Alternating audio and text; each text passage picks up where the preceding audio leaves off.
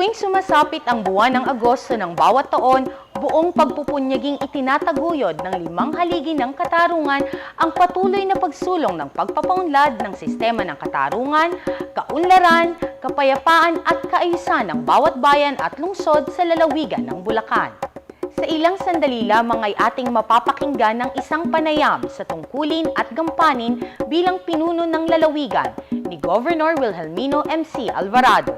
Atin ring abangan ang mga sumusunod na panayam sa mga opisyal na bumubuo sa 5 haligi ng katarungan at sa mga batas at prosesong kaugnay nito. Masasaksihan din natin ang isang pangyayari o paglalahad sa paglabag sa batas at mga paglilitis na nakapaloob dito. Ilan lamang yan sa ating matutunghayan dito lamang sa nag-iisang programang panlalawigan, ang Galing Bulacan.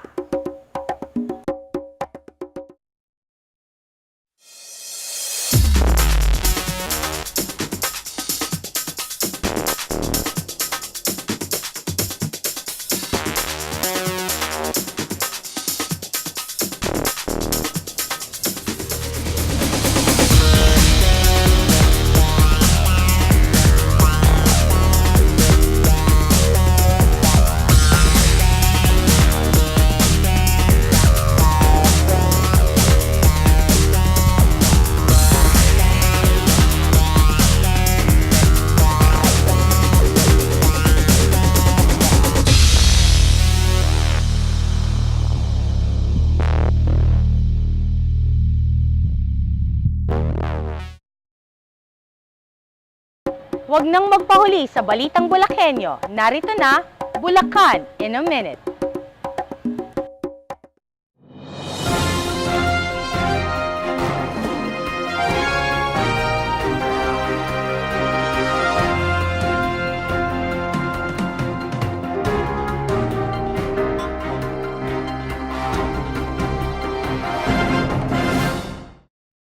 Pagkain ng gulay ugaliin, araw-araw itong ihain. Ito ang tema ng Buwan ng Nutrisyon ngayong taon. Sa ating lalawigan, ang pagdiriwang na iyan ay pinangunahan ng Provincial Social Welfare and Development Office na una nang namigay ng medical assistive devices sa mga Bulakenyo noong 19 ng Hulyo sa Bulacan Capitol Gymnasium.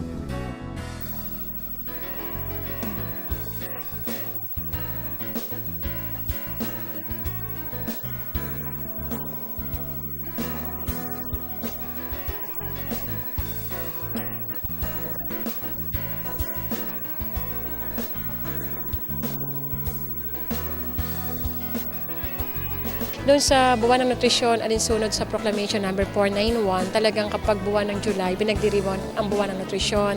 Ang masasabi ko lang, nakakatuwa dahil ang ating pamahalaang panlalawigan sa panguna ni Gov. Willie at Vice Gov. Daniel Fernando at mga bukal ay nakasuporta sa mga programa natin. Hinihikayat namin kayo na makiisa at sumuporta sa pamamagitan ng paghahain ng mga gulay sa inyong hapagkainan.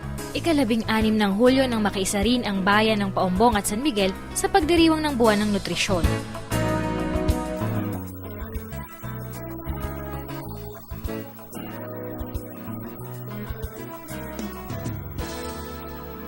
Dito ipinakita sa mga Paumbongenyos kung paano ang pagluluto ng pagkaing may sapat na nutrisyon.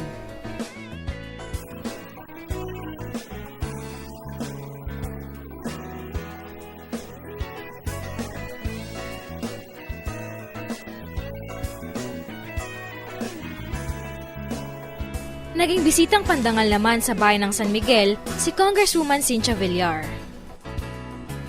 Very important na yung ating anak ay malulusog dahil hindi sila makakapag-aral na mabuti kung hindi sila malulusog.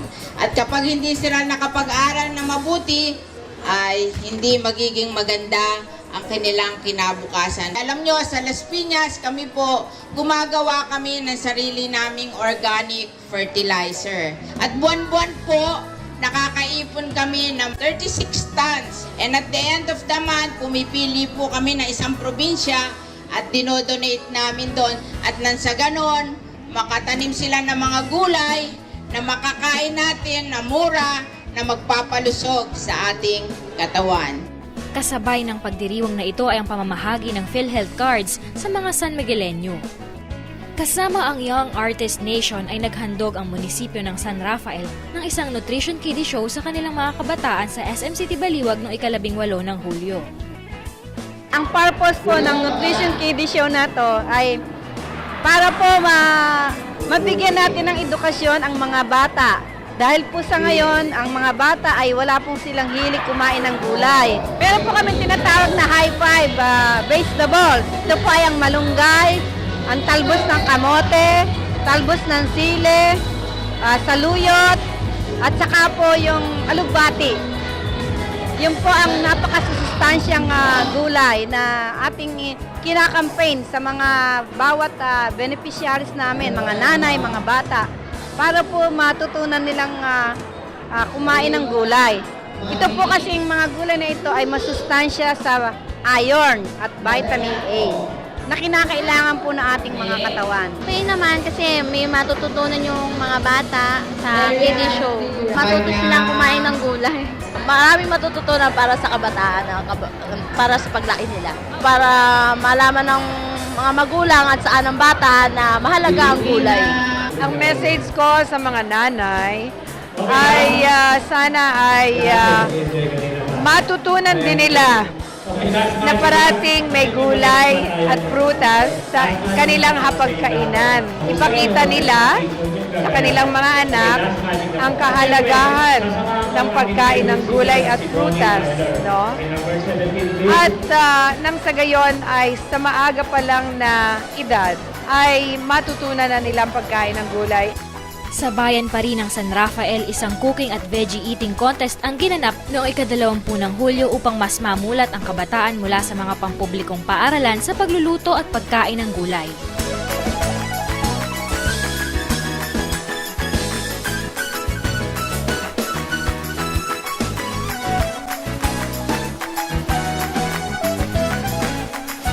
Samantala, sa bayan naman ng Paumbong ay nagkaroon ng isang Nutri-Olympics noong 24 ng Hulyo. Tampok ang mga simpleng laro na ginagamitan ng gulay at prutas at mga kaalaman tungkol dito. Kumain po ng gulay para po sa mga sobra po ang timbang. Ang mga paborito ko pong gulay ang kangkong, repolyo. Kumain po sila lagi ng gulay na masustansya po. Para po umawa po ang buhay. Isang cooking contest naman para sa mga lingkod-lingap sa nayon at mother leaders ang ginanap sa harap ng Bulacan Capital Gymnasium noong 31 ng Hulyo. Ito ay upang ipalaganap ang paggamit ng gulay sa mga lutuin ng mga nanay.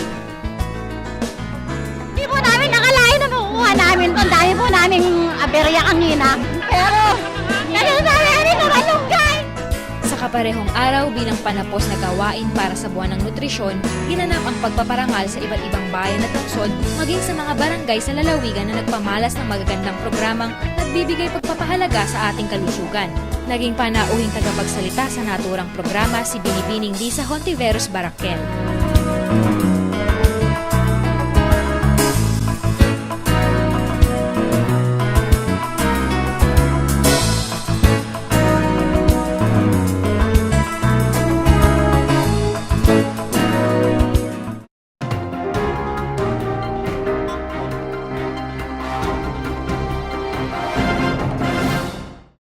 Ito pong programang ito, pinagagawa ng ating mahal na gobernador, Gobernador Willie Alvarado, para po makatulong sa mga pasyente, mga bata na kapaspalad.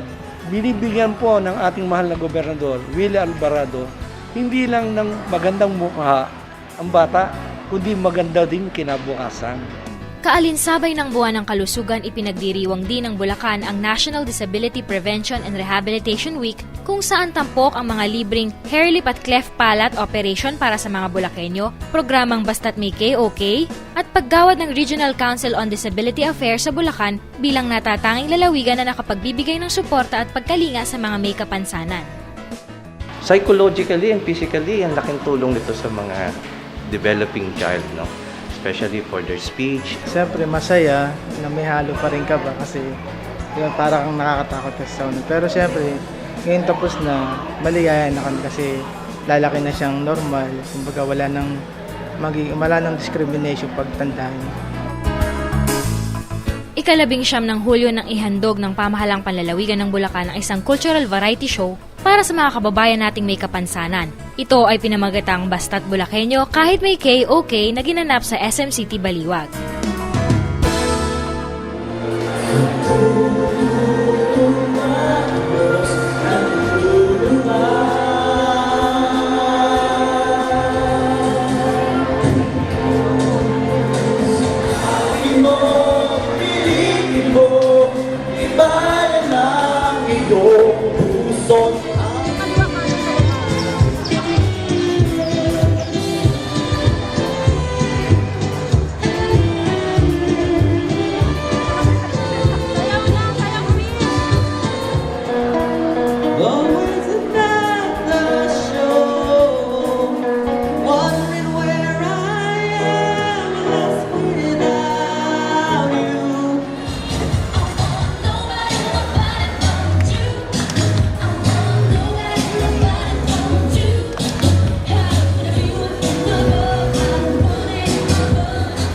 Dito namin napapakita yung aming talento at nalalabas namin kung ano yung aming karapatan, kalayaan namin na kami ay lumabas, ipakita namin kung sino talaga kami at hindi kami dapat mahiya sa spite of the disability na kaya namin tumayo at ipakita kami ang message of hope, message of transformation sa mga nawawalan ng pag-asa na wag silang mawawalan ng pag-asa na kami magiging lakas nila at gabay. Meron tayong mga program para sa kanila like yung scholar, tapos yung PhilHealth, no?